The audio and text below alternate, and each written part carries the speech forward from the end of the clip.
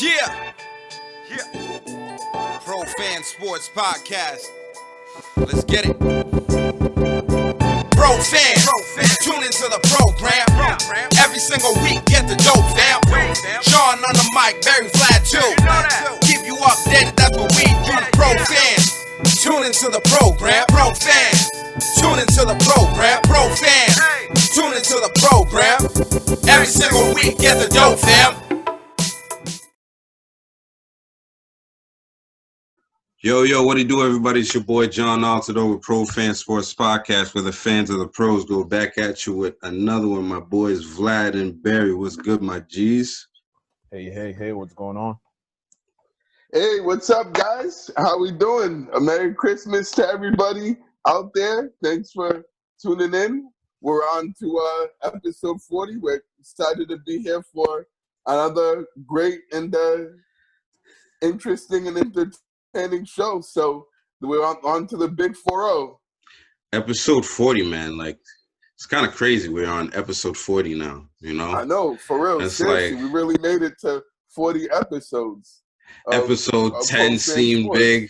Episode 10 seemed big. 20, I got a cake. 30, it was like a whole ordeal. And now 40, we're like, yeah, we've been doing this, man. You know Right, what I mean? we're like veterans in the game now. We're seasoned veterans. Hey, man, if you've been, listening to us for the whole 40 episodes, shout outs to you. We appreciate the support, continue to support us, as always, man. We appreciate y'all at Pro Fan Sports Podcast, but episode 40, that's Peyton Hillis. Yes, Peyton Hillis. We got Pat Tillman. Pat Tillman, oh, that's famous right there. Yep, Mike Allstott. Mike Allstott, the big juggernaut looking dude. Yep. We got Gale Sayers. Oh, I think we should have said Gale Sayers first. Barry always got the names, true. Man. Yeah. Barry's like and a Rolodex. I even got a couple more real quick for you. We got Boston's own Tuukka Rask.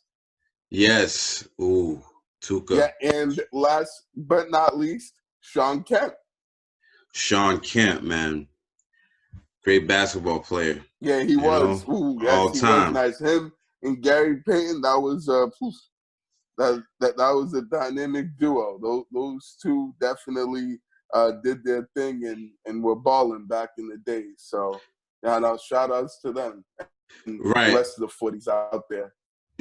Everybody knows why we got Barry on the show. You know what I'm saying? He got all. I appreciate it. he got extensive. I spit that knowledge, right? Extensive sports knowledge. But as always, please, follow us on social media. We're on Instagram, profans_sports. We're on Twitter.com/profansports, Facebook.com/profansports.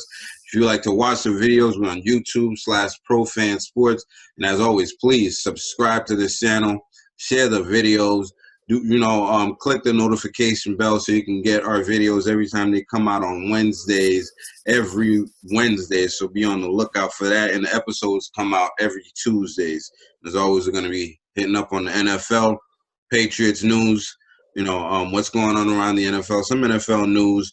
NBA preseasons are over now. The NBA is coming back next week. As of next week, we're officially back. We're going to touch up on the Celtics, see what's going on with the Celtics, give our opinions on that. Some stuff happening in MLB, we'll discuss that. NHL, we'll see if Vlad got anything for soccer. If not, I don't know, because, these seasons, they go by pretty weirdly. You don't today, so, maybe another no time. Soccer segment today? Oh, boy, wow. There's not much to update on today, so. Okay. I mean, it is what it is. And then we got some questions of the week, of course, from, a couple of our favorite people out there, and then, of course, the B-Money Lifestyle Person of the Week. But we're going to start off with NFL, man. Let's get to it, yo. Some Patriots news, of course, because we always update you on that. Patriots news. Damian Harris was out for the Dolphins game. That happened on Sunday to an ankle injury. Julian Edelman is progressing and it's possible to be back for Monday night's game against the Bills.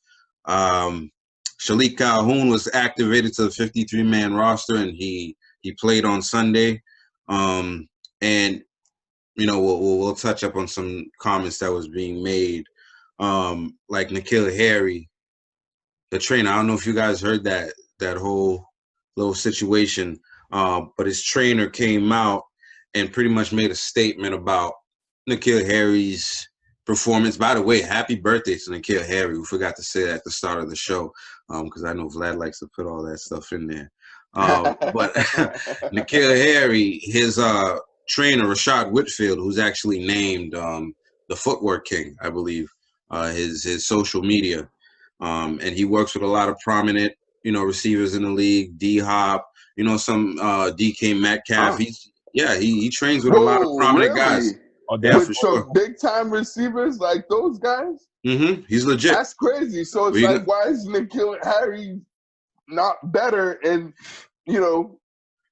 not doing more than what he's done if he's working with the footwork guy and who works with two elite receivers, two of the best receivers in the game? That's crazy. I don't understand and get why he's not better than what he is. Yeah. I mean, were you gonna say Odell Beckham too? Yep. Yeah. So he this works guy, with OBJ? Yeah, no, the guy has a really good, network of players that he's worked with. So, his words are kind of, they kind of have some strength to them, you know what I'm saying? Carry some weight. Carry some weight. There you go. But his comments were, we've got a new quarterback, basically pertaining to N'Keal Harry. We've got to put some of that a bad word on Cam. It doesn't really say here. So Cam hasn't been the most accurate this year. Like if N'Keal had Tom Brady would have fed him. But we're back there with Cam, and Cam's getting acclimated to the offense too. So that was his comment. I just heard it. I didn't hear it, not until I heard it like on the radio, and then I believe Barry, you brought it up. I didn't really hear it, but I went back and listened to it a little bit. How'd you guys react to that? Well, I think the trainer is going to try to defend himself and his client. So he's going to say what he has to say. But we all can see the writing on the wall. N'Keal is just not that great of a player. Sometimes he's throwing the ball, he doesn't catch it. Sometimes he's just not in the right place. He had issues with somebody last year. He's just not that great of a player. I mean, Odell Beckham Jr., all those guys are like superstars. They're just amazing receivers. And no matter how talented the trainer is, he can't turn something that's not somebody that's not a great player into a great player. Yeah. Yeah, I think it was absurd and absolute asinine for him to make those comments that he did. I mean, I'll give him this, that he is right about, Cam Newton and his performance and how bad and, god-awful it's been this year, as we saw not only today but throughout the whole season. But at the same time, N'Keal Harry's just been as bad, if not worse. And the fact that he's not holding his own client accountable, and I get kind of like what Vlad was saying, that he has to, defend his client and, is trying to have his back and, and be loyal to him. But at the same time, you gotta, if you gotta be able to, speak the truth. If you're gonna come out and say that Cam Newton has been, terrible and, and horrible this year and hasn't played well, which is true, N'Keal Harry has been straight trash and absolutely garbage as well. He, what I'm saying? He hasn't performed and produced either. I get it's kind of a little bit correlating because, what I'm saying, due to the quarterback play,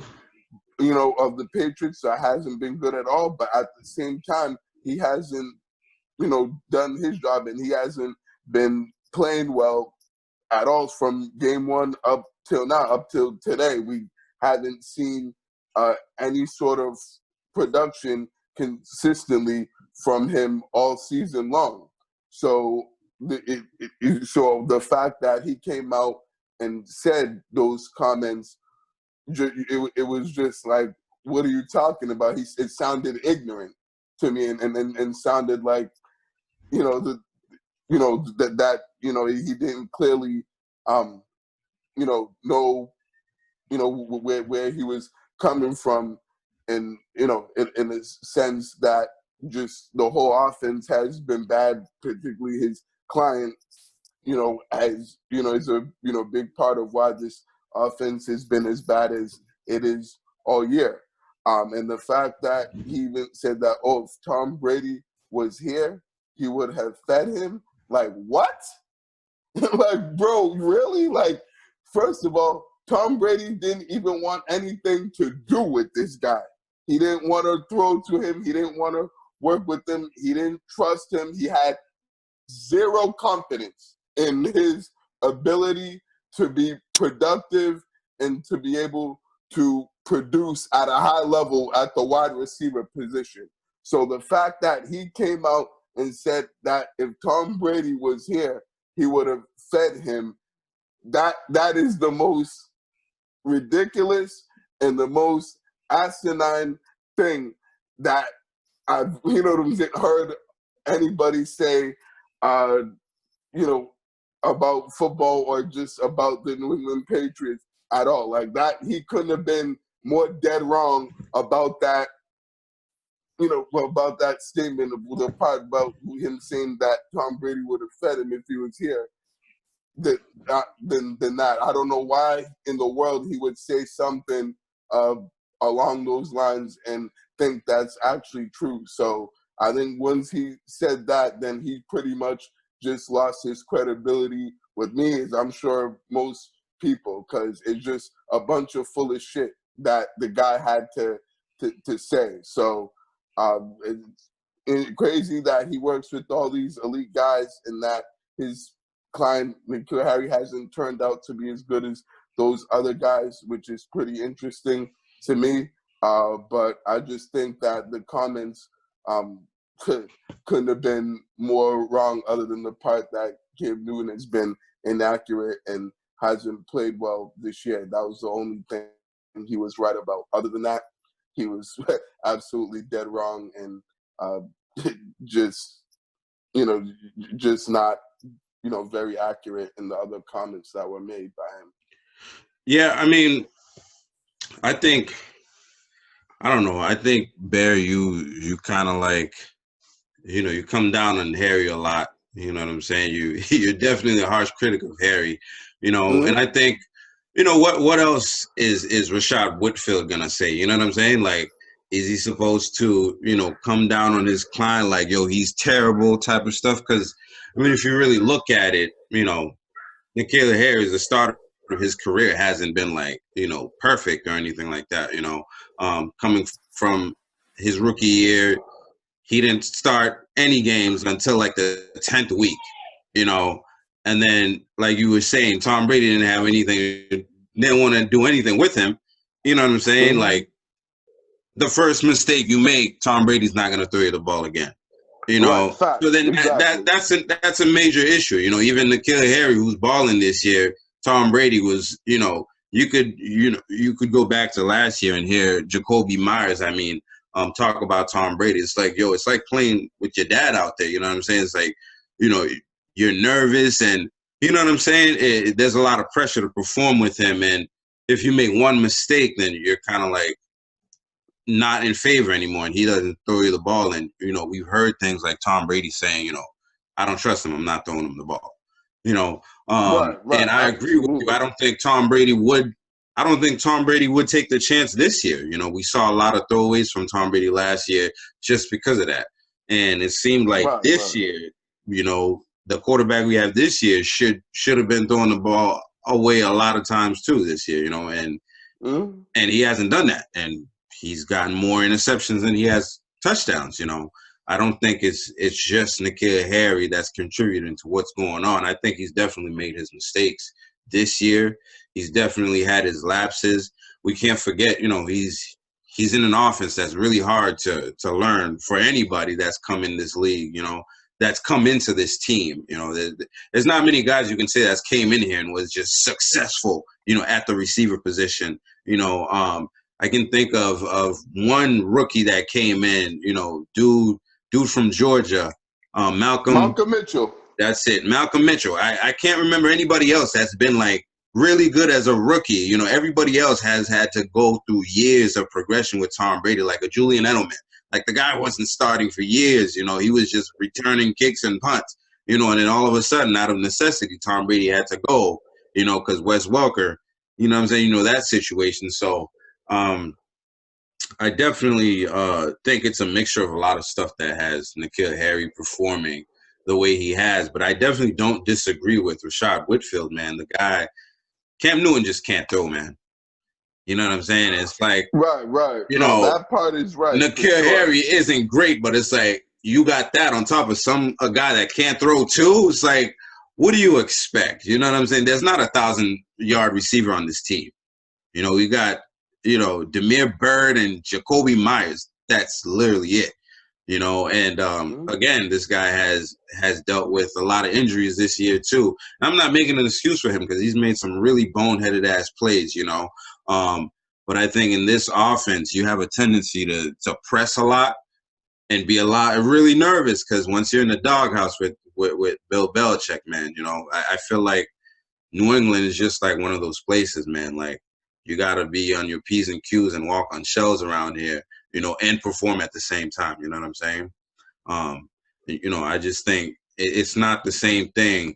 I think it says something about the dude. He has all these clients, right? So I don't think he's a fluke, right? And I think N'Keal did improve somewhat, but it's still not good enough, That little offseason, he's going to take a lot more work, to get where he wants to go, especially in this offense. That guy is a footwork specialist. I think N'Keal needs all of it. He needs hand placement. Yeah. And the funny thing is, he's improved this year. Like, imagine how terrible he was last year. You know what I'm saying? Like, I saw him make a catch last week where he actually ran a crisp route and got like 15 yards from Cam Newton, So he's improved a little bit. It's just, it's not enough, man. Right, exactly. No, it's not enough at all. In terms of the improvement and the growth that we'd like to see in N'Keal Harry, we figured that he would make a bigger jump than what he has this year, and he just hasn't turned out that way. I get that. Part of it is the bad and terrible quarterback play that we've gotten this year from pretty much anybody that's been under center with the Patriots. But just the other part is on him. Like, he hasn't consistently been running good, crisp routes. And and it's the footwork even hasn't been good, consistent. And he's working with the footwork specialist who's supposed to be, who's working with the best receivers in the game, and it's still not good enough. Like, he hasn't been able to consistently get separation. As I was saying, can't get separation from a parked car. He certainly hasn't been able to do that, on a consistent basis. So it just hasn't been a very good season for him or really anybody on the Patriots offense. Right. We also got to give him credit too, because he sought out the footwork king to try and work on his craft. So I think he definitely wants to succeed. And not for anything, the trainer Rashad Whitfield actually also said, "Yo, look, N'Keal Harry hasn't been perfect this year. Also, he kind of like needs that dog in him. You know what I'm saying? He needs to like channel his inner Des Bryant and bring that alpha dog mentality out there, because he's so used to he was so used to balling in college, and now you come to the NFL and it's like a little harder. You can't just go off. You know what I'm saying? You have to bring that mentality because half of football is mental. You know what I'm saying? No, for sure. But, I'm glad that he held him accountable because yeah. another thing I was gonna say was that I was definitely surprised the fact that he didn't hold N'Keal Harry, accountable at all in those comments he made in regarding to the Patriots offense. So I'm glad to hear that from you, John.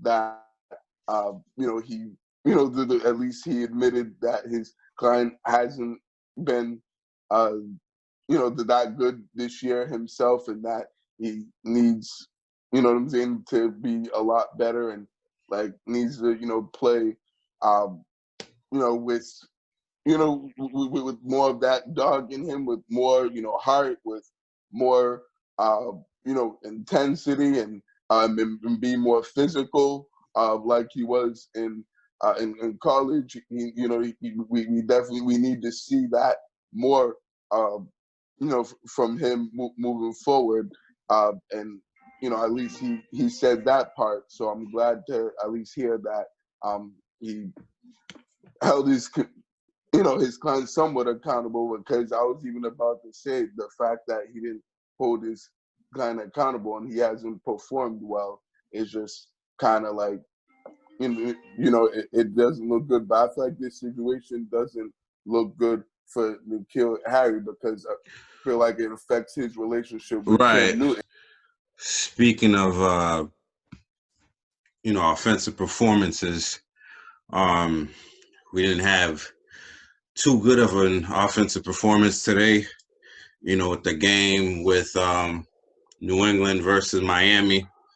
The Patriots were, at Miami today. What was the end of the score in that game? 22-12. 22-12. Final score. We saw Tua, run two touchdowns in today. Did he throw one? I feel like he threw one as well. No, they had a rushing touchdown. They had a rushing touchdown. Back. Yes, and their running back, like the last couple of weeks, we've been just getting gashed, on the left side. If it's not the middle, it's been on the left side. So, as always, what was your thoughts on the game? 3 thoughts on the game that you saw that you think most affected the game. Well, I mean, it was a poor outing by the Patriots. There was a lot of turnovers. A couple of turnovers we luckily got back, and then there's one turnover that clearly affected the game. Cam Newton wasn't great in this game. He didn't make any big mistakes, but he wasn't great. I mean, I think by now we know what Cam Newton is. I mean, there's not really any surprise. He's not gonna surprise us and play much better than he's been playing all year long. So I think we have an answer on Cam Newton. But the team as a whole just couldn't produce anything, especially on offense. We just couldn't do anything on offense. And as great as the defense started the game, Tua got control of the game in the second half. In the first half, you could tell that Bill Belichick's defense was confusing Tua. But in the second half, they figured it out. They started running the ball. Guys started getting open, and that was pretty much the game. The only person on the Patriots that played well is Nick Folk. Nick Folk had Nick Folk had 4 field goals. He was 4-for-4 today. He had a couple of 40-yarders, and that's the only person that really played well today. You know what I mean? I was actually I haven't watched Tua all year. It was my first time watching Tua. He doesn't look, like the best quarterback out there, but he looks good. I think they have something down there in Miami. Yeah, this just wasn't. It was a putrid performance by the team overall, in particular by the offense. Just the offense is painful to watch. It just sucks. It's just, as my Spanish people would say, it's basura. It's garbage. Basura. Yeah, basura. Yes. So it's just not an offense that you can win football games, with, and that can be able to move the ball and score points up on the board. Who Cam Newton sucked today, as he pretty much has the most of this season. As well as the rest of the offense. I mean, couldn't do anything well. I mean, they ran the ball a little bit, but I mean, it didn't really affect the game that much, them being able to run the ball. Then one of the points I wanted to bring up was, their red zone execution once they got past the 50-yard line and into Miami territory. Just it was god awful.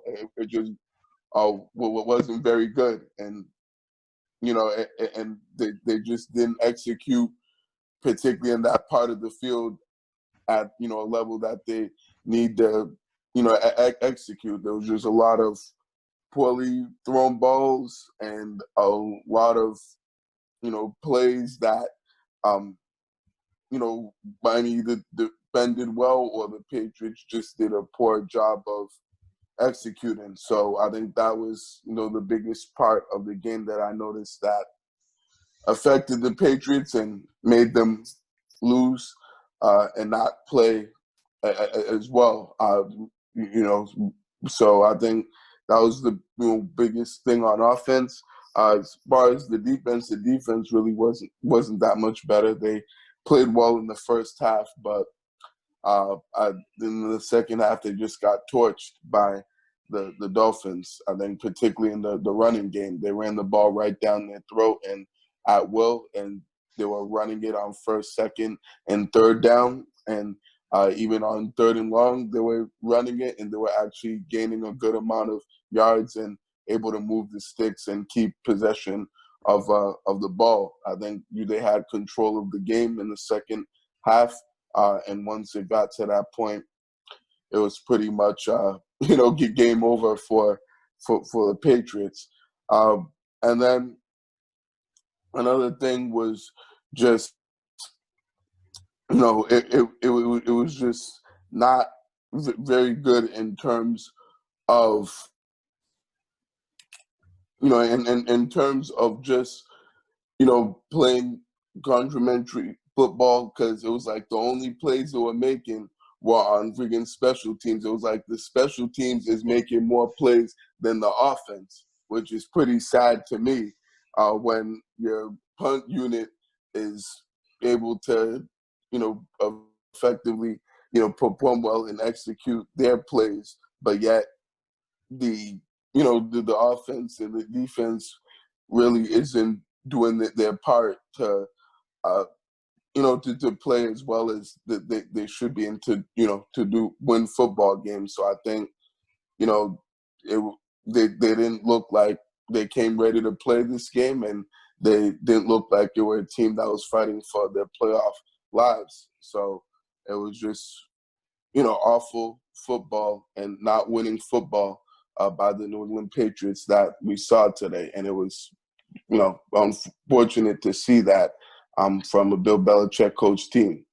Yeah, I mean, speaking of playoffs, after the loss, we've actually officially been eliminated from the playoffs picture for the first time since 2008, and unfortunately, Vlad's prediction is not going to come true, man. I wish it was, man, because, man, I'm glad at least one of us was like optimistic enough to say that, but so we was like, yo, every weekend I'm like, I hope Vlad's right. Then damn, man,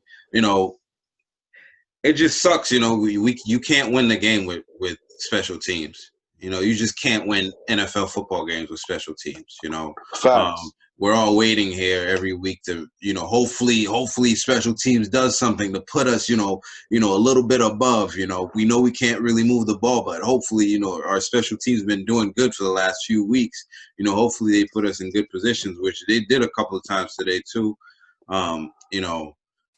We've had some promising drives and in Cam Newton fumbles. And I don't understand if he's not really understanding his position out there. It's like, are they not doing the security drills with Cam Newton? Because he runs with the ball like this. You know? I'm sure they are. Like, He's just used to running it that way. He's just trying to win the game by himself. You know what I mean? So it's like, because he knows he can throw well. He knows he doesn't have receivers. So whenever he's in a situation where he can get an extra yard, he doesn't think about ball security. He just think, let me be a hero today. yeah, it seems like it, man. And every time he does that, you know, he becomes the opposite of a hero. He's just the goat, you know, the scapegoat. You know what I'm saying? Because like you can, you know, put some of these losses on his back, you know, because some of these passes that he's throwing, again, man, you know, the inaccuracy is amazing, you know, to say the least, man. It is, absolutely. It's sad to see that guy and a veteran quarterback be that inaccurate. A guy's been in the league for 10 years, be that bad at throwing the ball. It blows my mind. It's mind-boggling. Ridiculous. I mean, I wonder, like, if, you know, like that shoulder, is it you know, properly healed? Like, something going on with that? Because it's like the mechanics are just not there, man. You know, on any of the throws, even the throws that he does complete, they're like, you know, the guys have to actually work for him, you know? Yeah. And, you know, it's just hard, man, you know? I'm a Cam Newton fan. I root for the guy, you know, I want him to do well, but it's just not that. And, you know, it sucks to see because he's probably going to end up having more rushing touchdowns than he's had with passing touchdowns this year, and that's never been done before. He is gonna have more rushing touchdowns. Oh yeah, definitely. I mean, we don't even know if he's gonna play 2 more games. He might play 1 more game. He might not play any more games. I mean, the Patriots are eliminated. We don't know what Bill Belichick is gonna decide. Should he play any more games? Like, honestly, now that we're eliminated, you know, not really. I mean. I mean, as far as the team goes, as far as Cam Newton goes, you know, I love Cam and I would like him to play 2 more games. But as far as the team goes, for the betterment of the team, we should start Stidham. I want to see what we have in him. As a fan, I want to see, because I want to know where my team is going, and I want to know if we have a quarterback in Stidham right now. Right now, I know we don't have a quarterback in Cam Newton. I know where we're going. We're going into the draft. You know, that's where we're going. Yeah, but as far as your question, you're asking me, should he? Right. No, I know. I'm saying I think Stidham should be given a chance to show. I mean, maybe Bill Belichick already know what he has. Maybe that's why he's not starting Stidham. But as far as fans, I would like to see what we have in Stidham. Unless he's like really, you know, bent on, you know, trying to sabotage people's placement in the seedings and stuff like that, I don't even really see why he should not start Stidham. Like, yeah, but that's not a reason to do anything. Exactly. You know, it's like, listen, we're not Miami of last year. We're not gonna go out in nobody's, you know, house and actually win like they did against us last year. That's just not gonna happen because we can't do anything but, you know, we can't do anything but run the ball, and our top running back is out now. Yeah. And on defense, we're not doing much better either. I mean, like Barry mentioned, we couldn't stop the run for anything. The Dolphins ran for 250 total yards on us, and we just couldn't stop them. That's what got them going in the second half. And not to mention, you know, our starting linebacker, Joe Bentley, went out in the first half. Stephon Gilmore went out. At the beginning of the second half, I believe. And, you know, we an already depleted defense is even more depleted now. So there's really, I mean, I don't even expect us to win. Do we have another game with the Jets? Yeah, we have one more game with the 17. Jets. So we played the Jets last game of the year. We might win that game with the Jets, but that's it. You know, the Jets might beat us. Well, I'm not gonna go that. Oh, like, dude, imagine that! Let's be for real. Only win of the year is I'm not gonna go that. I'm not gonna go that far, but I don't expect us to win against the Bills. The Bills are king of the AFC this year at least. And maybe we'll win against the Jets, but I mean, it's right now we should really, what I want to see is what we have instead of them. That will be more exciting to me. Like, I don't have any reason to watch those last two games right now. With Cam Newton under center, I really don't. Like, if I fall asleep next Sunday next Monday while that game is playing, I'm not gonna be mad. But if Belichick decides to start Stidham, I have a reason to watch. Yeah, I agree with that, man. I agree with that. 100%. No, for sure. I'm definitely with you guys on that. I mean, we've just gotten to the point of the season and with this team where Cam Newton doesn't need to play another down for the Patriots. The guys just washed up, and the guy's career is over. The guy's career has ended here with the Patriots, and his NFL career is done. I don't see him being on any team and playing another down, not only here, but even next year moving forward. There's no point, and it makes no sense to start this guy at quarterback as bad as he's been, and with the team has lost as many games as they've lost and being out of the playoffs now.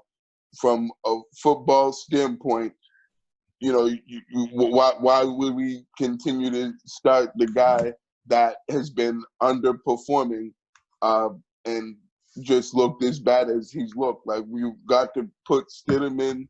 You've got to actually give him at least one game. He should even be starting these both games. Like you guys were saying, you've got to actually give this guy a chance, not just put him in the middle of the game and, let's see what he can do. Build a game plan around him. Give him a week of practice where he gets the first team reps and actually see what, if he, can actually be able to play well in that circumstances when he knows that he's going to be the starting quarterback, because he's always coming in the backup role in the middle of the game where pretty much the game's over, and that's not going to do any good for him, and he's not going to grow and get better and mature as a quarterback from doing that. So I mean, that's what it is, and that's where we're at with this team. Jared Stidham needs to be the starter for the next two games starting next Monday night against the Buffalo Bills. And and Cam Newton's days as a quarterback in the NFL are officially over. Simple as that. Oh, officially over.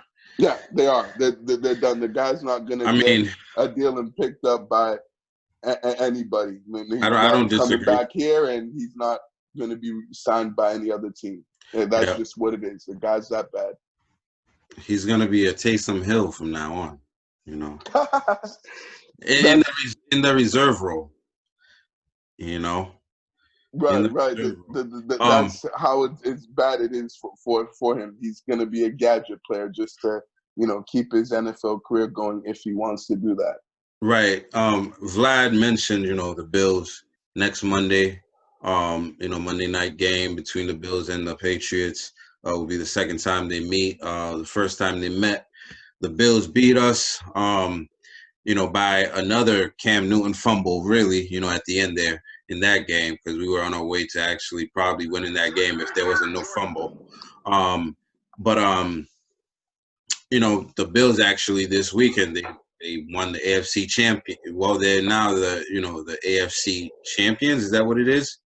Yeah, AFC East champs. Yeah. So they'll be, representing the AFC East, moving forward, because, there's nobody close enough to actually not, keep them from doing that in the East right now.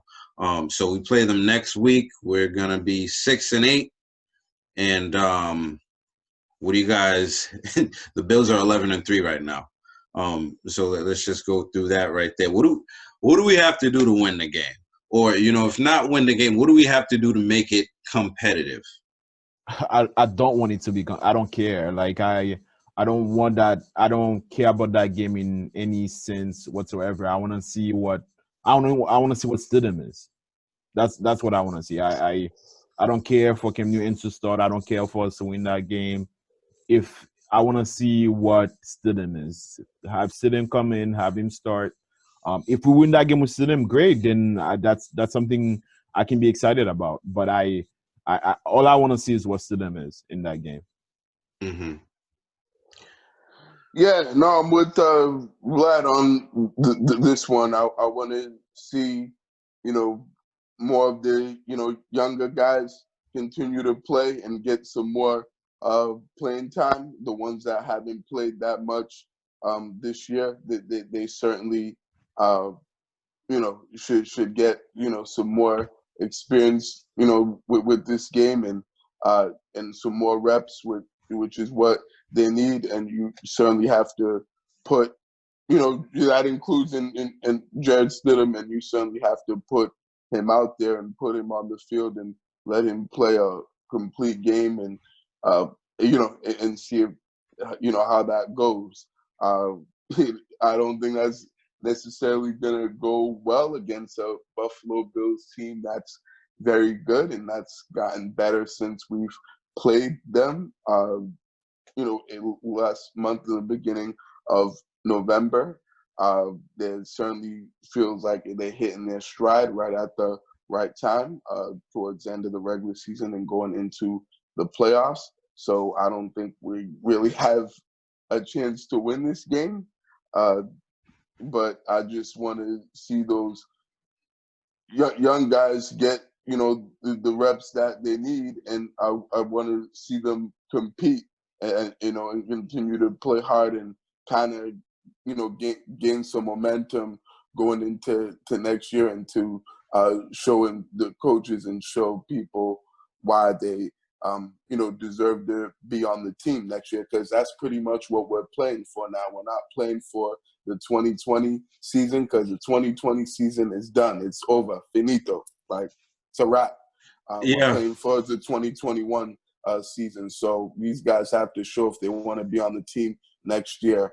They have to go out and prove that, they're worth the roster spot and they're worth, bringing back, on the team. So that's what I want to see on Monday night against the Buffalo Bills for the Patriots. I don't even care if they win another game, man, for the rest of the season. Because right now we're out of the playoffs. Like, if we had one out, we'd be like what, like 9-7. We'd be looking at like, a number 16 pick in the draft. Now, it's probably going to be a little lower based on other teams in the league and how they're performing and stuff like that. But,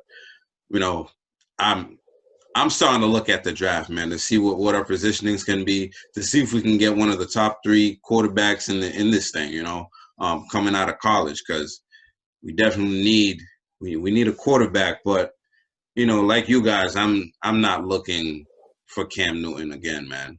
I'm just I'm done, for the season. Right. You know what I'm saying? The experiment was great. With Cam Newton. It was fun, the first 3 games. We were like, oh, shit. The potential of this shit, And then after COVID, he came back. It was this is just terrible, man. And it's just not working out. Right.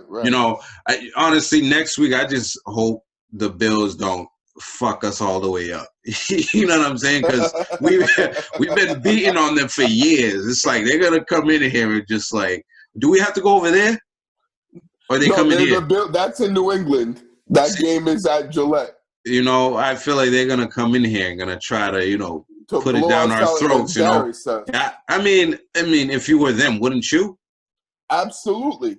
I'd be rubbing it in. Absolutely, and I think that there's a good chance of that happening.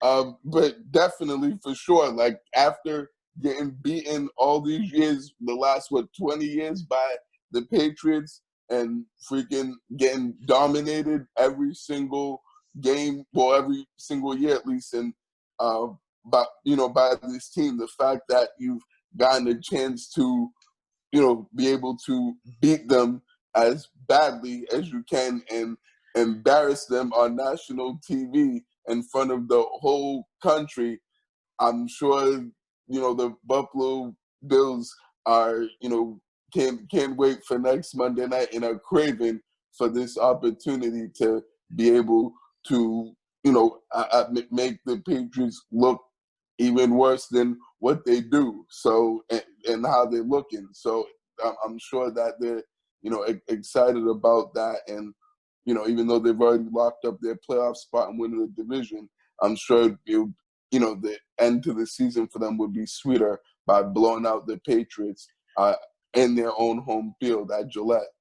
Right. I mean, speaking of the Bills again, ever since they drafted Josh Allen, they've been on an uptick. They did. They started doing good the first year, and then the second year he elevated a little bit. Last year we were like, this team's starting to look good. And then this year they added Diggs, and they're 11-3, man. That's pretty big for them. And I think I just want to hear from you guys. Like, what do you guys think of their chances? One, going deep into the playoffs and their Super Bowl chances. Do you think this is a Super Bowl team? I mean, I'm not gonna go that far. I think they're gonna definitely win at least one game. But you have the Pittsburgh Steelers. You have the Chiefs. There's so many good teams in the AFC. I just don't know if they're gonna, the Ravens, Tennessee. I think they beat the Steelers right now. No, I'm with that. Yeah, they did beat them last week. Last week, right? They played them last Sunday night. Yeah, handled them. They beat them convincingly. Oh yeah, handled. I'm not gonna go that far just because Pittsburgh have more playoff experience. They have a coach that won a Super Bowl already. A coach that have a playoff experience. I just think they'll be more ready. I'm just not gonna give that up yet. But I definitely can see them winning one game, even maybe make it to the championship game, but definitely one game. At least. Yeah. Very. Yeah, I think the AFC's certainly wide open, and I think just about any team has a chance to really make a run and and get to the Super Bowl and come out of the AFC. I certainly think the Bills are one of those teams. I think that they certainly have what it takes to win, at least get to the AFC Championship game. I can definitely see that. I think this team is a very good and talented football team on offense and defense. Josh Allen has certainly been one of the best quarterbacks this year. He's been cooking and lighting it up and doing his thing, particularly the last few weeks. So he's taken his game to another level, and he looks like he's growing and maturing into a franchise quarterback. And certainly, like you said, Stephon Diggs has been a great addition for him. The guy's been franchise cooking and doing his thing. And franchise numbers, receiver. Right? Exactly. Franchise numbers, man. Oh yeah, leads the NFL. Putting up big numbers, big time. Yep, right. Leading the NFL in receptions. Receptions, right. I think what he has over 100 receptions this year, if I'm correct. I think he has like 111, 12 something. Right. And freaking Josh Allen has been feeding him, and why not feed, a beast like that on a receiver like that can ball the way that he can ball. So I think when you have, guys like that, and you have, Cole Beasley, who's been solid for them, you have those two, running backs in Singletary and Moss, who've also been solid. So they definitely have what it takes to be able to make a run. And then their defense, we already know how good their defense is, and I feel like their defense is getting better, because I don't think they were that good when the Patriots played them, but they look like they've improved a lot since then. So I think this team is capable of, it can get to the AFC Championship game, and who knows what can happen. Maybe come out of the AFC because I don't know if I trust those two other teams, the Kansas City and Steelers. They both look vulnerable this year and haven't been impressed me too much. So yeah, I think it's anybody's for the taking. I'm leaning more towards Barry. I definitely think that the Steelers, man, like Vlad was saying, they do have experience, playoff experience, Big Ben, Mike Tomlin, but they kind of remind me of Patriots of last year with Tom Brady, where they won a lot of games against lesser opponents. And, they didn't win convincingly either, and they've been in some really close games. I'm thinking about the game against the Titans, it came down to a missed field goal by Gostowski, for them to continue their winning streak. So, and then the way the Bills beat them last week, it's just like, I don't know, excuse the fire, whatever that is. Yeah, I don't know what's going on out here. They must have drove by my street or something. People popping off over there. Right, seriously, man. It's crazy. Right, but I think, back to what I was saying, that the Bills definitely do have, they have the quarterback like Barry was saying. They have a good defense, they don't have a terrible defense. They had issues with the run defense, but lately they've been doing a little bit better job of that. It seems like they're peaking at the right time. They have the pieces. Josh Allen can make all the throws, I think they can make it as far as the AFC championships for sure. I'm looking at teams like, the Titans, the Colts, and Kansas City as the teams that, should make it or have a chance to make it all the way there. And I think it's definitely going to come down to whose running game is doing good. Their running game hasn't been that great, with Singletary and Moss in the back. But lately, if you saw the game against Denver, last night, Saturday? Oh, Saturday. They played Saturday, yep. Yeah, that shoot. But it seemed like these guys didn't even want to tackle. It's like these guys are really garbage, man. Right, and you can't really take much from that game, John, just because that Denver defense and that team is trash, as we know. So, this really doesn't say much for that they played well in that game. Right, and I agree with Vlad for sure. I don't know if they make it to the Super Bowl just because of the lack of playoff experience. But you know what? I like their coach. I like their team. I like their mentality. I like their grit right now. Even from last year, I was commenting like, "Yo, they're on the come up." So I think the sky's the limits for them. Especially this year, you never know with COVID and everything, the circumstances for the teams and stuff. But I think the consensus here is that, the Bills could make a deep playoff run if everything goes well. No, for sure. I think they're like a year away from being an actual Super Bowl contender and legit having a chance to win a championship. I think they probably need at least 1 or 2 more years before then, but I mean they're not that much far away. They're knocking. Exactly, they are knocking on that door. Facts. Absolutely, they're getting there. So they're definitely the Bills have a shot to be able to make some noise in the playoffs. So, and I'm looking forward to seeing that. Yeah, some NFL news. Drew Brees came back against the Chiefs. Don't know how he's gonna do. So far not the best game going on right now. But he is back for the Chiefs with those rib injuries that he's had. He actually said he doesn't know if he's healed 100% or anything, if his ribs have healed. And he actually said that. I don't know when he said that, but he said it recently. And I'm like, well, should you be playing if you don't know if your ribs have healed? Right. Like, how did you get medically cleared? And I just saw a stat real quick. Apparently, he's in this game right now 0 for 6 with 1 interception. So it's not a good game. They must have rushed him back early just because they were playing the Chiefs and they wanted him back for this game. Right. A guy that is now. Sometimes the ribs never really heal. That's what I'm saying, man. Like, so I don't know. Are you healthy enough to play? like I was saying, we asked about this question a few weeks ago. Like, I wouldn't come back and play. Like, there's no way. Because you have the potential to hurt yourself, permanently. With all that going on.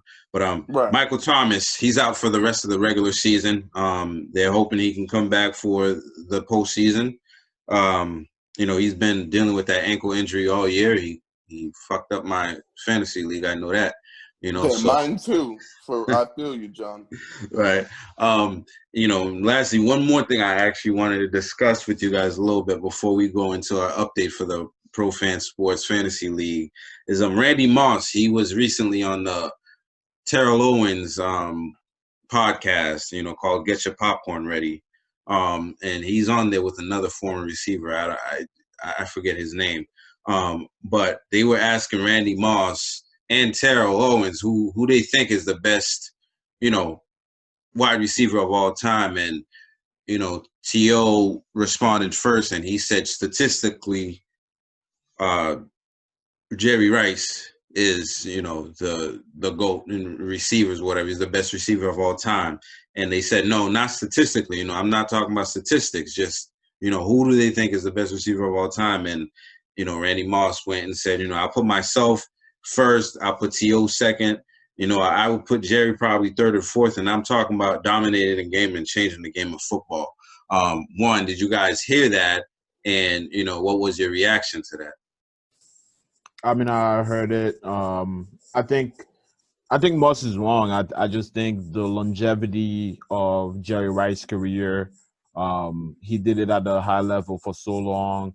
The amount of yards he has on top of the guys that second in yard all time is astronomical. He's a hard worker. Just unbelievable career. And for the time that he played in a time that they were throwing, but they weren't throwing as much as they're throwing right now. They're throwing a lot more than now than when Jerry Rice played. So for what he did in his time, unbelievable. I just can't take that away from him. Mm-hmm. Yeah, I'm with Vlad on this one. I, did hear the comment made by Randy Moss on Terrell Owens' podcast, and I definitely disagree with him. With all due respect to Randy Moss. I'm a big Randy Moss fan, but nonetheless, I think he's dead wrong about him being the best of all time at the receiver position. I still definitely think that Jerry Rice is the GOAT of receivers, and and the best to ever do it at that position. Then definitely, I think Moss is top three. Without question, he's a top three all-time receiver. But just no one is played better and done it better. And at a as high of a level for as long as Jerry Rice. Not only with the stats, but just the performance that he was able to to do it at even late in his career. And he did it in a era that was physical, but much more physical, when you could have much more contact with the receivers than than you can right now. So that was the most impressive thing to me about Jerry Rice's career, and why I would put him ahead of all those guys like Randy Moss and T.O. Yeah. Jerry he has the GOAT stats, man. You know what I'm saying? Like the stats, it's not only he had like the performances, the championships, but he has the stats too, and I like to go back to stats and what's really actually going on. It's what I like to bring up when we talk about LeBron and Michael and stuff. I bring up stats and stuff. It was like statistically, you can't even say anything, like it's, other than championships, statistically, you can't really say much about it. Right. Numbers don't lie, John. You know what I'm saying? I got to give it to Randy because he's the most dominating receiver I've ever seen, I've ever watched. You know what I'm saying? And I think that's a different argument, from is he, the greatest of all time? Because like I posted on social media, Terrell Owens and Randy Moss are the scariest receivers you'll ever face. You know what I'm saying? Like, I don't remember teams, being so scared to face other receivers other than Terrell Owens and Randy Moss like that. So I definitely think he had a game where he had 3 catches for like over 100 yards or something like that, right? Yeah. And that was like his rookie year, dude. Like he just came out and torched the league, like changing the league, being dominant. The performances. Wasn't it 3 catches, 100+ yards, 3 touchdowns? And 3 touchdowns, yes. Like that's insane, man. I think it was like 183 yards. This is like unbelievable. Wow. You'll never see performances like that again. Like you said, Jerry Rice played for 20 years. There's nobody that's gonna catch that and perform at a high level the whole time. And he's also had 2 Hall of Fame quarterbacks play with him too. You know what I'm saying? Like Jerry Rice, he had Montana and what's his name? Right? Steve Young. Yeah. So he's had 2 of the best quarterbacks to ever play this game. Throw him the ball. So, it was at a disadvantage for anybody else that's to play the game, because I don't think his numbers are ever going to be – they're never going to be touched, I don't think anybody's going to play that long or have the desire to play that long at that receiver position. And one thing I saw somebody like wrote, they was like, yeah, Jerry Rice, like he slid every single time. He always slid. And like, well, why do you think he played 20 years? Because when you come in to hit him, he slides, bro. What do you think? You know what I'm saying? Like, right. No, it's actually smart, and that makes him smart. Exactly, and he was playing against much more guys that were physical and that hit much harder, and than what the guys do today. So that don't blame him for that too, because that's using your IQ and using your head. If you want to play in this league for long as a receiver, protect yourself and slide and secure the ball, once you've made the catch. So, no, I don't look down on that, and actually think that's good that he did that. For sure. Vlad, you want to update us on what's going on with the Pro Fan Sports Fantasy League? I know we're in the finals now, right? Yeah, so the finals are being played at the moment. Rita Fletcher is facing Team Cazo. Andy Cazo, and Rita is losing at the moment while we're recording. But she definitely has the Browns defense that's playing later today as we're recording on Sunday. But yeah, I mean, Rita is set to win the league. She has a potential to win the league. Right. Rudy Luders and Joe Mizaka are playing for 3rd place. And then last thing we have a couple players playing for the Toilet Bowl, and that's for last place. We have Justin M and Wildcard playing for the Toilet Bowl. So I think this was a great year for us to do this. And for sure. I'm glad that people participated. Thank you for everybody that participated. Thank you for everybody that updated their team every week. They were on it, man. I heard. Yeah. Oh yeah. Some people weren't, but I'm thankful for the people that were. And we will be doing it again every year.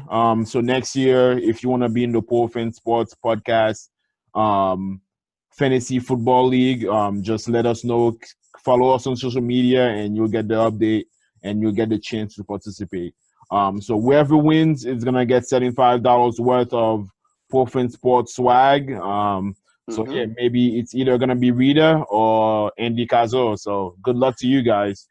Yeah, man. Good luck. We were gonna do a basketball one, but then we thought of it too late, and the season starts in 2 days, so that wouldn't give anybody time to draft, and for us to get enough people to sign up and set it up correctly. It's a weird year too. The league is starting in December.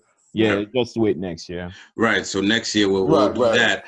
But whoever wins this whoever wins the league, for this year, I hope they can come on the show and talk to us a little bit about, how they felt throughout the whole season, for a couple minutes, check up with us, just because you participated and you won the whole thing. And, we'd love for you to come on and maybe wear that gear on, while we're interviewing you, so that you can show the people that we actually gave you all that merch we've been talking about. So thank you, Vlad, for the update on that, man.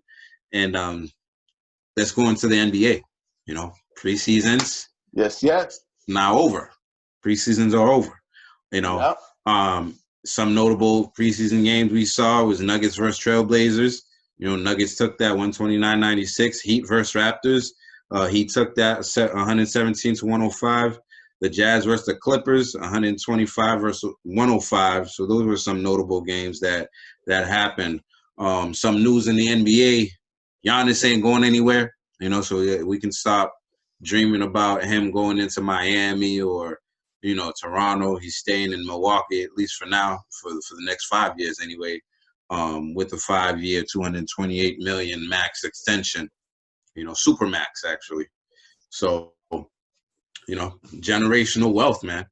Right, and that's actually the biggest contract in NBA history. So, no, big shout out to Giannis for signing that deal and being with the Bucks for another 5 years for sure. No, that's awesome. Hey, we don't really see that loyalty anymore in the league. So for him to want to stay where he's at and win a championship, that's big for him. And another guy that broke some records, Rudy Goldberg signed a 5-year, $205 million contract, the biggest contract for a big man ever in the league. So that was pretty big.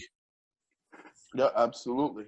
Yeah, so congrats to him. Generational. This is the kind of time I feel like, I wish I was 6'6" and could dunk a basketball or something, man, because, instead of talking about it. But congratulations to those guys. The NBA is investigating the Clippers' recruitment of Kawhi Leonard. So I don't know what that means, what's going on with that, but, he's under investigation. Supposedly they paid one of his friends $2.5 million to convince him to go to the Clippers. Oh yeah? Yeah.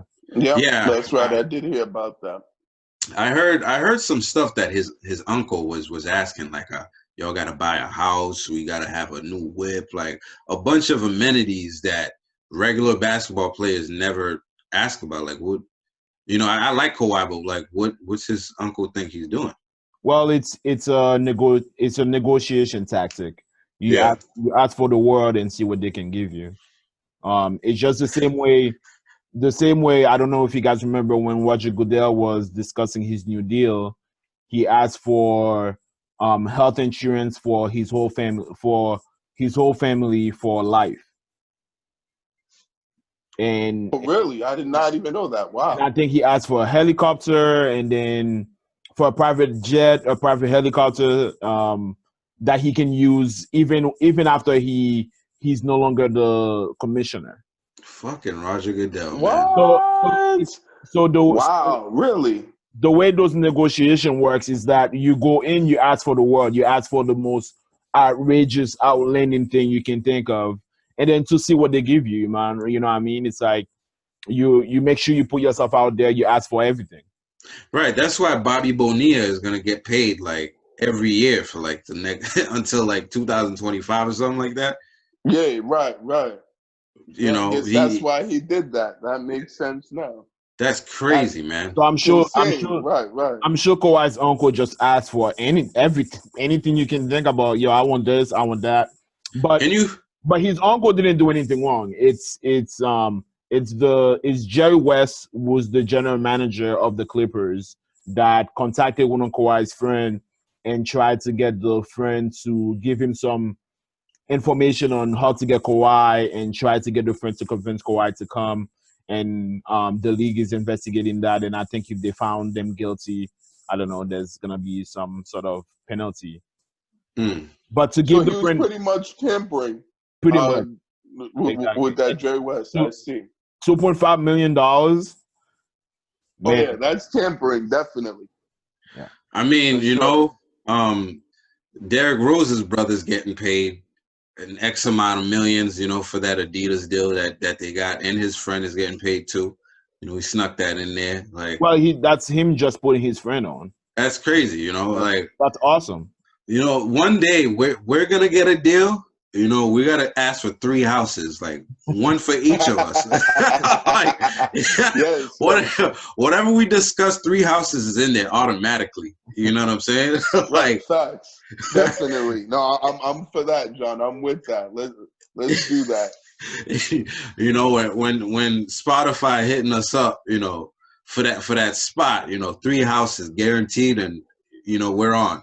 You know what I'm saying? Word. No, that's the bet, John. Let's do it, man. And we're I'm sending with it. Vlad in there. We're sending Vlad.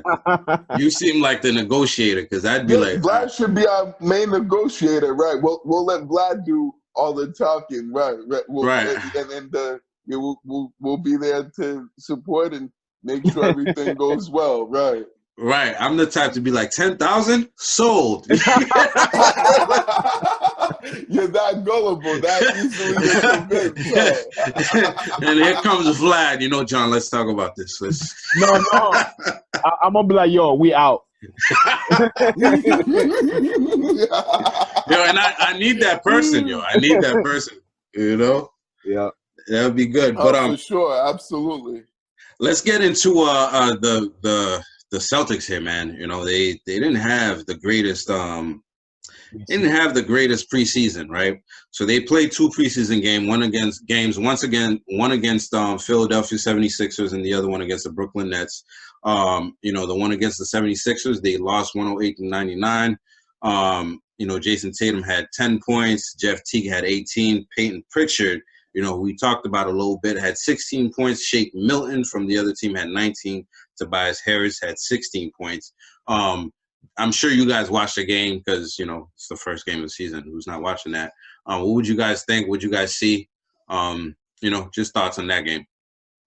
Well, you know, it's a preseason game, so there's not much I'm looking for. I'm just looking to see if guys improve, what kind of system Brad Steven is looking for, and especially the rookies, you want to see them on the floor, you want to see them play.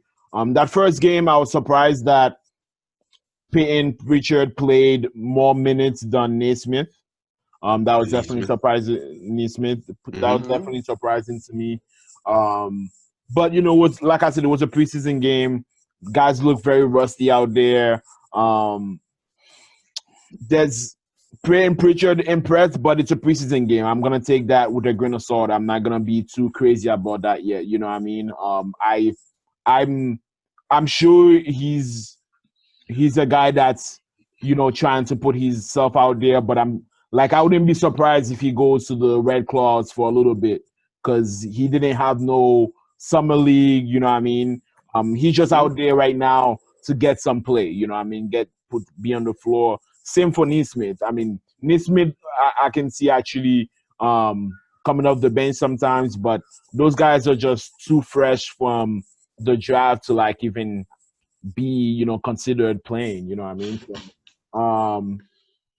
I don't know. There's not much I took away from the game. Just good to see those guys out there. I don't know. I'm really just looking for the beginning of the season. It definitely didn't look good. The game didn't look good. I wish I saw more fire from Tatum, Brown, and Smart, but I'm gonna take all that with a grain of salt and wait for the beginning of the season.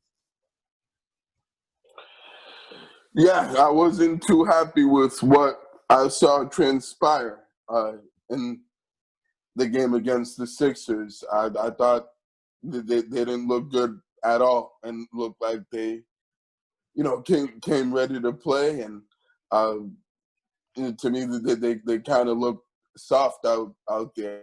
You know, particularly the main guys, the starting lineup, definitely didn't perform at the level that, you know, I expected them doing, that they're capable of performing.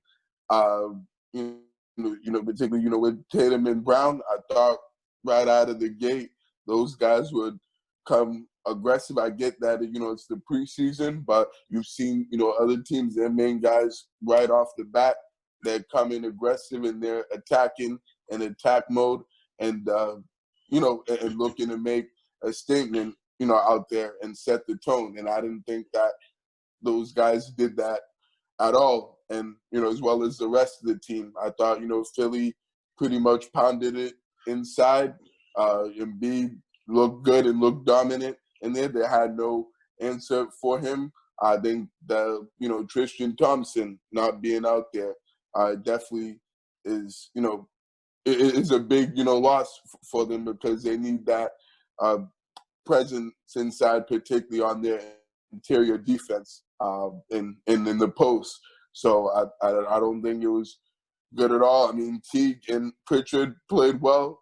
I was glad to see those guys do well, but I mean, it's really only don't want to get my hopes up too much since it's only a preseason game. So I think hopefully those guys can continue to play well, but once the regular season starts.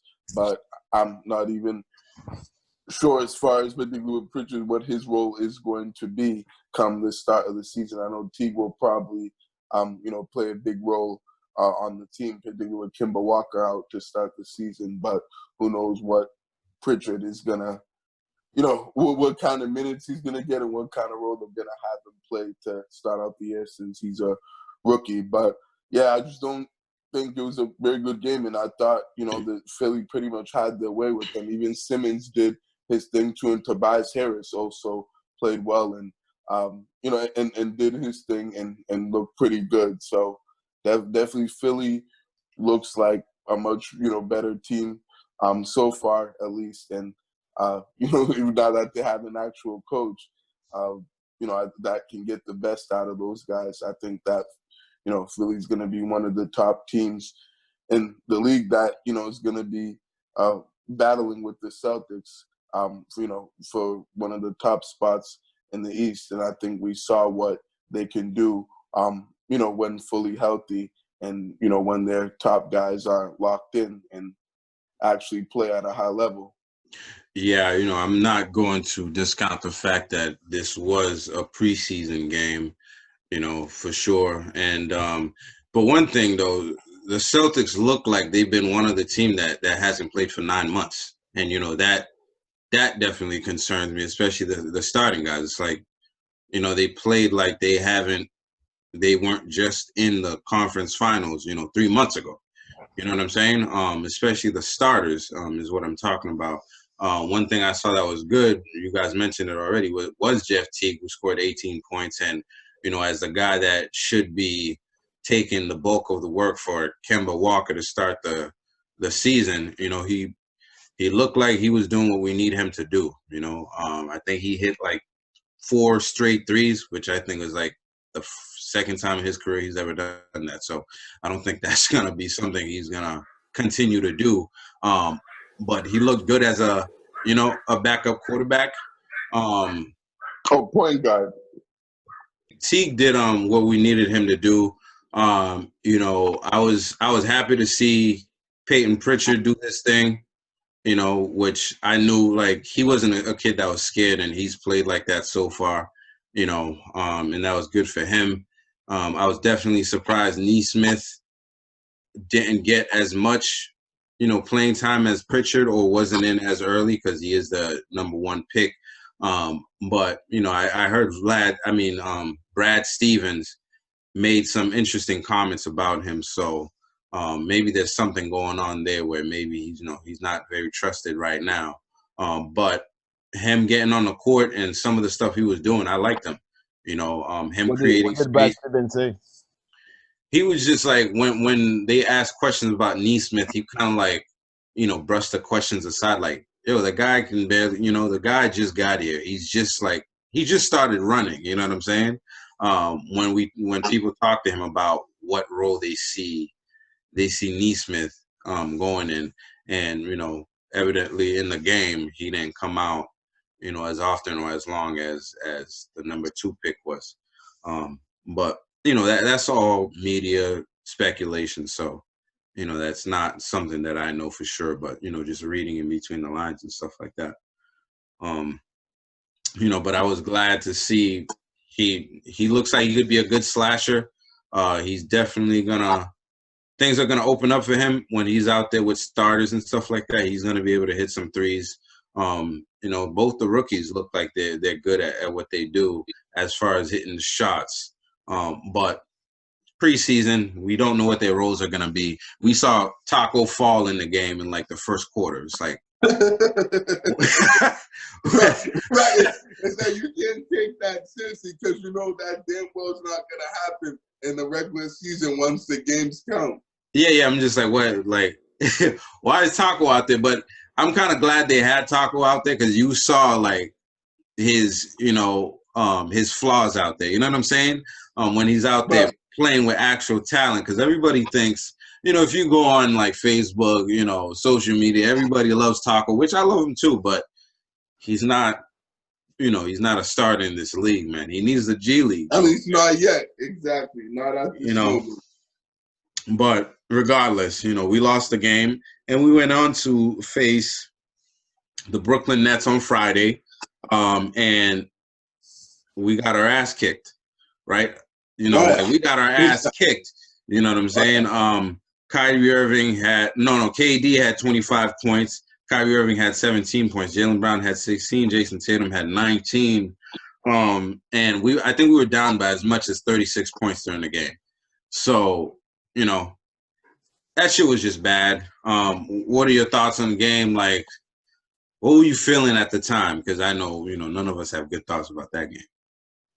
I mean, it didn't look good. The guy started slow again, just like Barry was saying. They weren't aggressive. They started being aggressive in the second half, and it was evidently too late. KD and Kyrie played really well. But what he told me the most was that Brooklyn has some players. Brooklyn has some shooters. It's not just Kyrie and KD. They have some shooters. They have some big men. They look. I'm not gonna say they're a complete team, but they're not just those two guys. They have players, and Brooklyn is gonna make some noise this year. Yeah, for sure. I think certainly, the Brooklyn Nets just simply dominated this game from start to finish.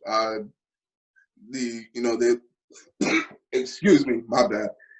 They look like they're a team that could by the top team in the East, potentially, and by far, really, you could even say the most talented team because everybody, like you said, talks about Kyrie and KD, but they have other guys there that are pretty good role players and that can actually ball, and do their thing. So I think it's certainly it was embarrassing to see the Celtics play as bad and as pathetic as that they were. Right out of the gate, they didn't look good, and they didn't come ready to play once again for the second game in a row. I know this is only preseason, but it's just frustrating to see these teams like Brooklyn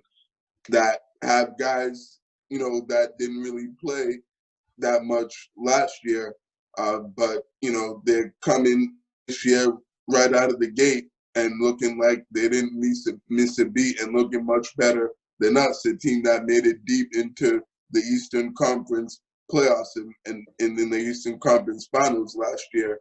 And we look not even close in the furthest thing from that team. So I think, they, again, missed, a lot of things, in terms of not, them playing with that level of energy and intensity they need to play at on the defensive end, because this needs to be a good defensive team, and they just weren't, and they didn't play any defense at all. Yeah, for sure, man. That game was just very disappointing to me. Again, I know it's preseason and it doesn't mean anything, but at the same time, I wish that I wish that our team looked a little better. I wish, we played a little harder. I wish we had more defined roles for the guys that we have. Jason Tatum and Jaylen Brown, they're the new head of the team, and it's going to take them some time to acclimate themselves and, carry the team, be consistent with it. We just didn't look very competitive in the game at all. It didn't look like we had anything going for us. We were chucking a lot of threes, which, I'm really getting tired of, on this team where, sometimes we don't want to go in at all. We're just jacking up threes. I saw Jason Tatum standing in the corner one time, just like waiting for the ball. And I'm like, that's not right. Like Jason Tatum, you should have the ball going through you at all times. Jason Tatum, being in the corner, waiting for a pass in the corner. And I'm just like, when the ball is at the top of the key and it clearly looks like, the play is breaking down, you got to come get that ball. You got to be a little more assertive as the star of the team that's going to have to take most of the shots. Another thing I saw that, always concerns me is Marcus Smart, chucking up the threes too early in the clock, man. He has to realize, when he can't be trigger happy all the time, especially if you're not an automatic shooter. I get, you get hot some games and stuff like that, but I feel like you need to know when to dial it down a little bit and, distribute a little more. I felt Jaylen Brown was pressing a little bit, but, he has new responsibility where Gordon Hayward's not there anymore. He's going to have to handle the ball more and make more plays for the people around him. I thought he was pressing a little bit. But I feel like that's not much different than what we've been seeing out of Brad Stevens' teams. We usually come out pretty flat in the first few games until the team figures it out and, does what they have to do, to get on rhythm and stuff like that. But all in all, I feel like it was a very terrible game. Going down by 36, got to be a real terrible game. But on Wednesday, the 23rd of this month, the Celtics begin the season against the Bucks. And I'm hoping, they don't look like that, when they do play the Bucks. And with that said, like, what do you guys expect to see in that game? Who do you guys think the starting five should be? And should Brad Stevens be feeling some kind of pressure this season? I think the starting five should be Jeff Teague, Tatum, Brown, Tristan Thompson, and Theis. As far as the game, I think it's going to be a tough game for us. I think the Bucks got better this year. We are not looking good so far. I'm not sure because I know preseason, as much as it was preseason, that does sometimes leaks into the regular season. So I'm not sure exactly what I'm gonna see, but I wouldn't be surprised if we don't win that game. I think the Bucks are a better team than we are, and we're not looking good right now. So I think the Bucks will take that game. But as far as Brad Stevens should have been feeling some pressure since last year. When they gave him that extension, I was like, I don't know. I like Brad Stevens and all, but he hasn't taken that step for me. That step to bring the team over the hump. You know what I mean? To me, he just hasn't done that. He hasn't proven that he can coach superstars with egos in this league. In order to be a great coach, you had to be able to do that. So he should be feeling some pressure. We just can't be underachieving like we did last year. Yeah, I think that, the team certainly has to play a lot better, obviously. But, play, with the sort of intensity and energy level, on the offensive and in the defense, and particularly on the defensive. And, I think certainly, with Tristan Thompson coming back, I think that will help. And I think certainly he should be in the starting lineup because not only does he give him that energy and intensity, but it gives them that toughness and that size that they need in the front court, and to be able to match up against the big guys and inside in the paint. So I think the starting lineup he should definitely be in there. Tristan Thompson, as well as Tatum and Brown and Teague, and then the fifth starter. I'd probably say you could have Daniel Tice in there, or even between him and Robert Williams, but I'd probably say I would give Tice that spot since he had played pretty well the most the last season, and deserves to still be in there. So, and then I'd rather see Rob Williams come off the bench. But, I think, what I'd like to see from this game is, like I was saying earlier about the stars being more aggressive. I want to see Tatum and Brown, be a lot more aggressive than what we saw in the preseason, and and be in attack mode right from the start of the game. I want them to attack the basket, don't settle for jump shots. And for tough shots, I want them to get easy baskets, get into the paint, and and get themselves into rhythm and going in that way. So I think that's certainly what the thing I'm looking forward to the most, and the thing that I most want to see from the game. As far as whether they can win or not, with Vlad, I think they'll probably lose this game. I mean, they do have a chance to win, but they'd have to play like really well, and I think certainly the Bucks are better than them, and and they look like they're a tough team for them to match up against right now. So I'd probably give the Bucks the edge as far as who would win that game on Wednesday. And then as far as Brad Stevens, should he be feeling any pressure?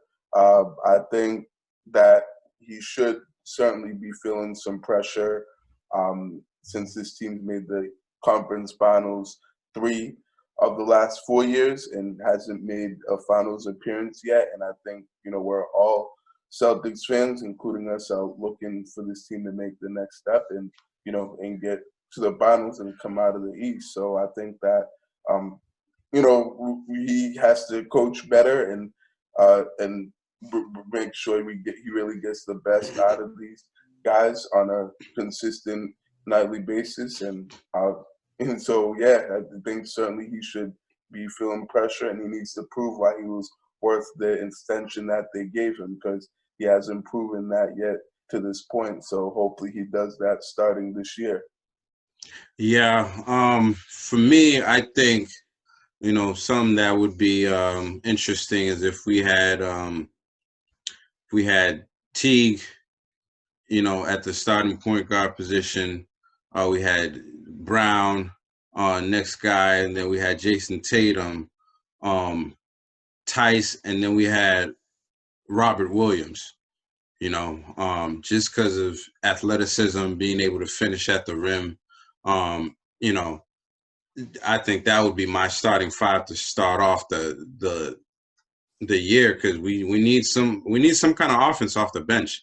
And if Marcus Smart is going to shoot the ball every time, like, he needs to come off the bench, because he's taking shots away from Jaylen Brown and Jason Tatum, and those guys are way more efficient. We need those shots for those guys, especially when they're on the floor together, and one of those guys definitely needs to be on the floor at all times. Like, this year, Jason Tatum or Jaylen Brown will have to be on the floor at all times, or else, it's just not going to work. Because, like, who else do we have to create a 5 with, we have right. The offense won't run as smoothly. No, I'm with you on that, John.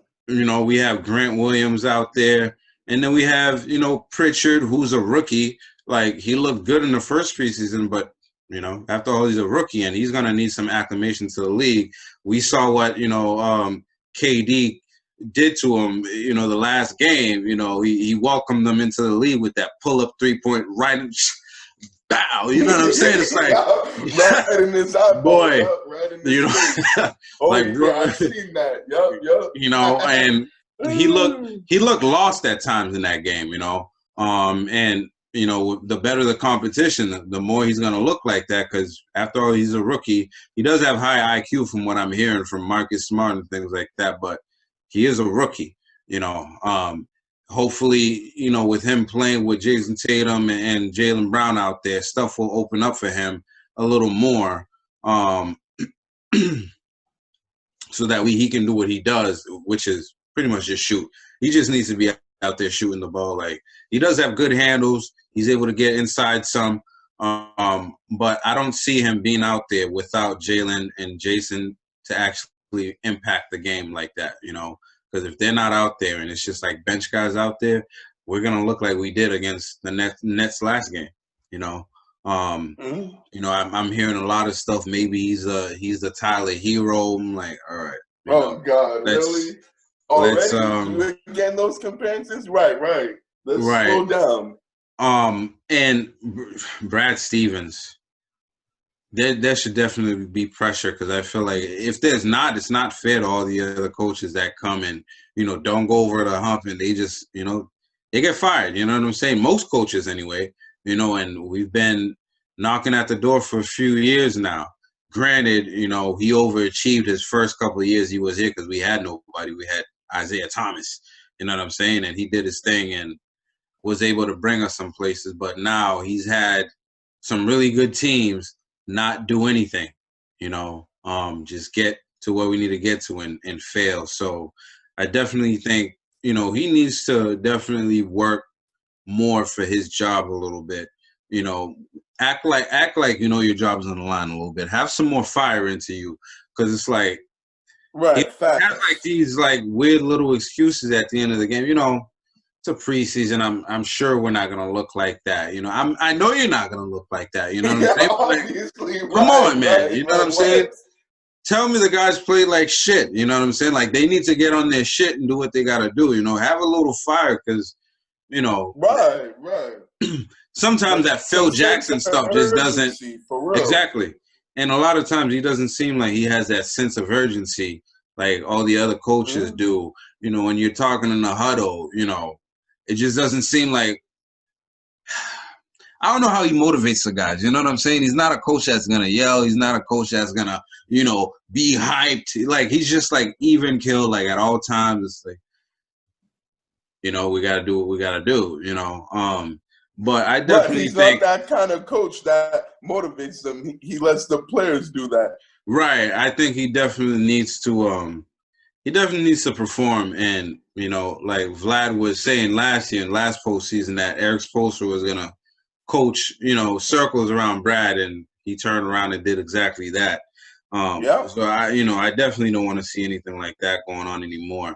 So the Celtics, we were talking about the Patriots. The Celtics play on the 23rd, and then they got a game on Christmas as well versus the Nets. So that's a do-over for the Nets. But for this game, though, something that was a little, how would you say it?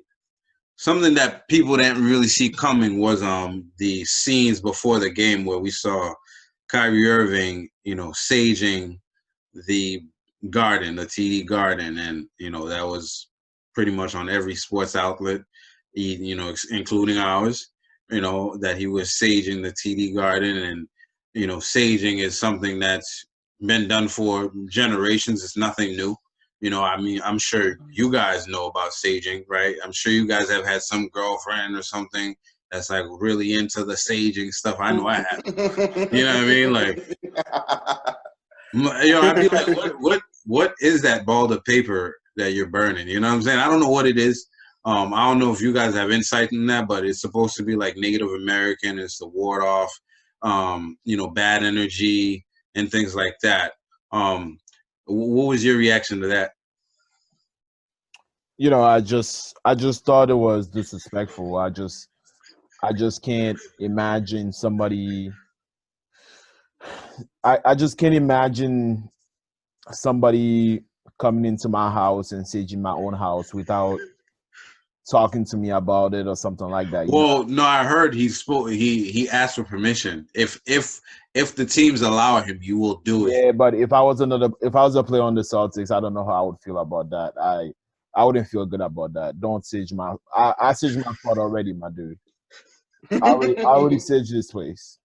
I don't even know if you guys remember when we played the Bills. The Patriots played the Bills, and Jacoby Brissett was the quarterback, and he ran down the field just like Tom Brady usually does when he get on the field. And the Bills players were not happy with that. They pushed him away, and then the Patriots and the Bills got into a scuffle.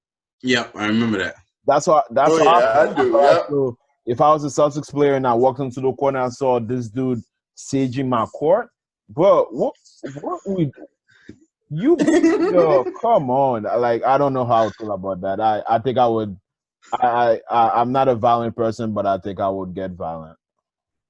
Wow.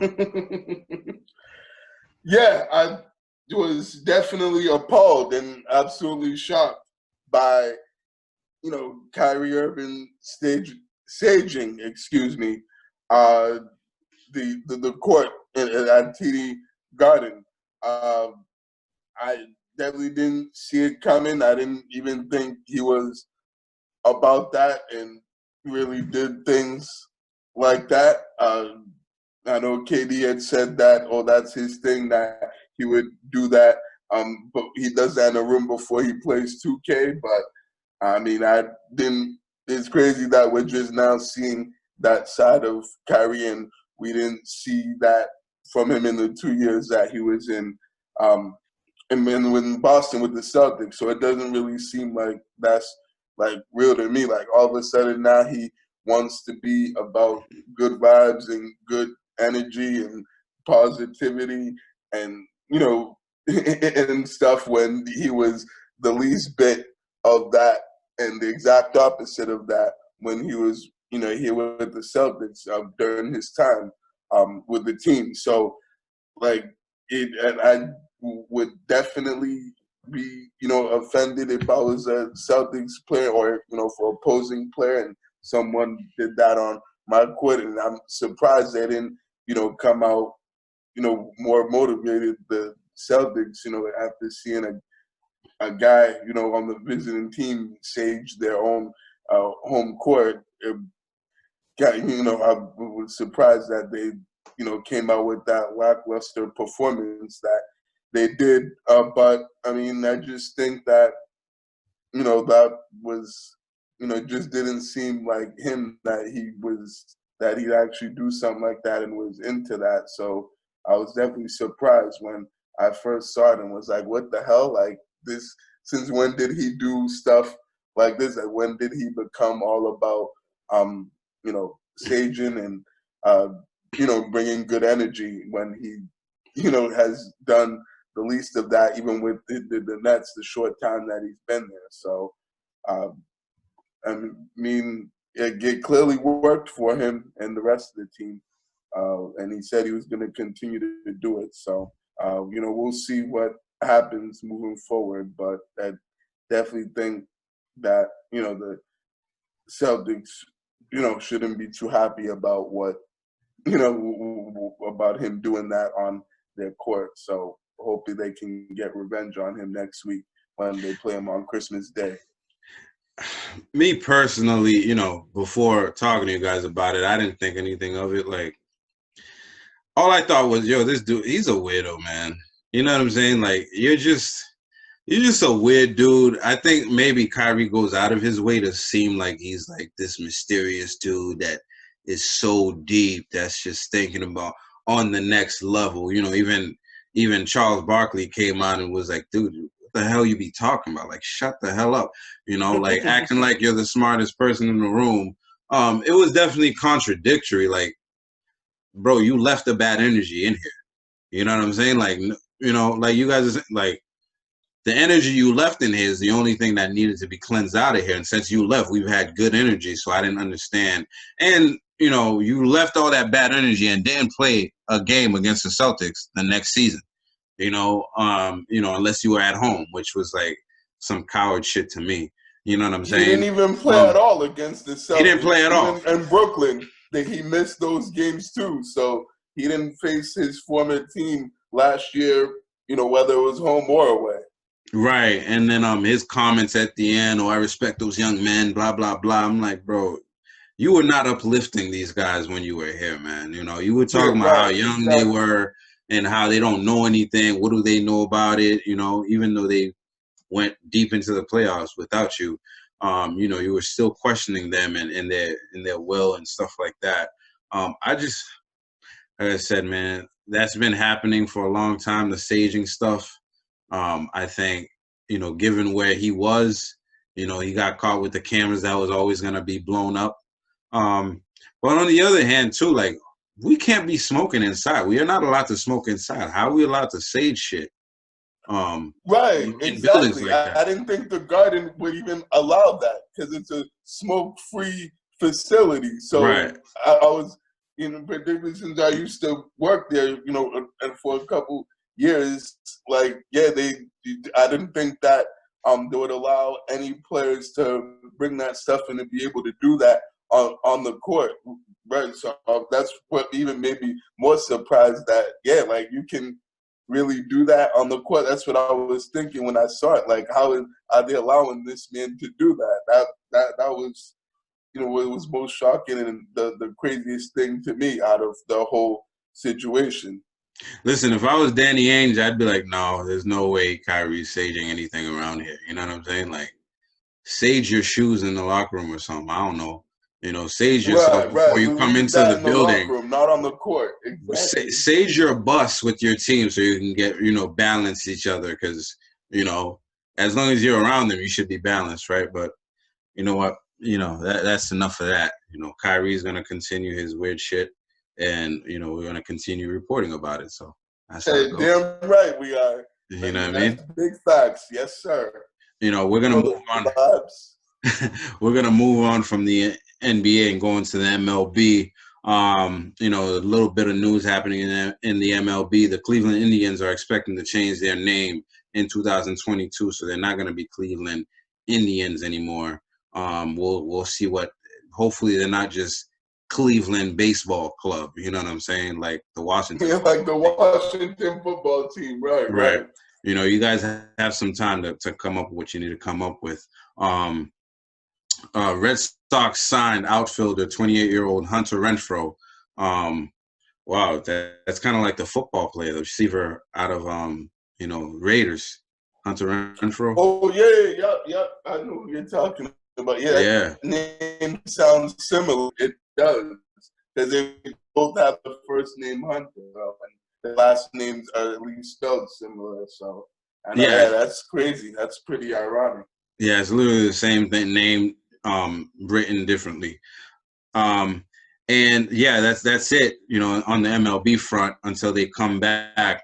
In the NHL, the season will actually start on January 13th, and they will be a 56-game season. So, I think we're all, all the hockey fans are looking forward to that hockey coming back. And, hopefully they start letting fans into these games soon, man, with this coronavirus stuff. And now we're going to go into the questions of the week. This week's questions are from Brendan Dennis, a.k.a. DJ B-Dog. Check him out every Friday on the Limelight app, doing his Club Quarantine stuff. His questions were, he had two questions. One question and then, kind of like a thought. His question was, I wanted to ask, what do you think of the Patriots season this year? Do you think it was a success or a complete failure? And then his second question, I feel like we already answered. Also, after hearing about what N'Keal Harry's trainer said about Cam, I really think that that was the beginning of the end for N'Keal in New England. I feel that the little rep or he had with Cam will be shot, and how Bill Belichick reacts when staff are out of pocket. What are your thoughts? So basically, do we think the season was a success, and do you think N'Keal Harry's days are pretty much numbered here. Well, obviously it was a complete failure. I mean, we didn't make the playoffs. In New England, we judge seasons by the amount of wins we get, and we are either gonna have a losing season or um an 8-8 season. So and that's not acceptable. It was a failure. The Cam Newton project was a failure. He didn't play well at all this year. So it was a complete failure for sure. As far as N'Keal Harry, he came back and he didn't apologize, but he talked to Cam Newton about the comments that were said. He said that didn't come from him, and Cam Newton did target him in the game against the Dolphins. So I'm sure they're not 100% okay, but they're professionals, and I think they're gonna act like it. Yeah, I think that the season was certainly a failure. I'm with that. I don't think this is a very good season for the Patriots. Not only because they didn't make the playoffs, but just for the simple fact that they didn't really make much progress either in terms of their guys getting better. There was only a handful of guys that actually got better and improved as the season went along, but most of the team, it just wasn't very good and felt like they were getting worse as the season progressed and went along. I think that particularly the way they lost those games, they had their chances to win those games, particularly against Seattle and Buffalo, and they didn't do that at all. They didn't do a good job of executing and making plays when they needed to. So I think definitely with that said, this season was an absolute bust and failure for from the whole team, not only the quarterback but just the team as a whole. So I think as far as the N'Keal Harry situation, as far as his days are numbered in New England, I think that's a fair point. I mean, you could say that I could see them moving on from him, after this season, since it's not really, working out with him being on the team, not only because of the comments of his trainer, but just his performance in general hasn't, has been, absolutely terrible to say the least. So, but he might stay since he's under his rookie contract and still has, I think, a couple more years on that contract. So I wouldn't be surprised if they, bring him back next year. But that could go either way, that situation with N'Keal Harry. We'll see how Belichick, what he decides and how he, what he thinks he's going to do with N'Keal Harry and whether he thinks he's worth having on the roster for next year and moving forward. Yeah, I think, definitely. I mean, I think that, B-Dog, this season was, a failure, you know what I'm saying?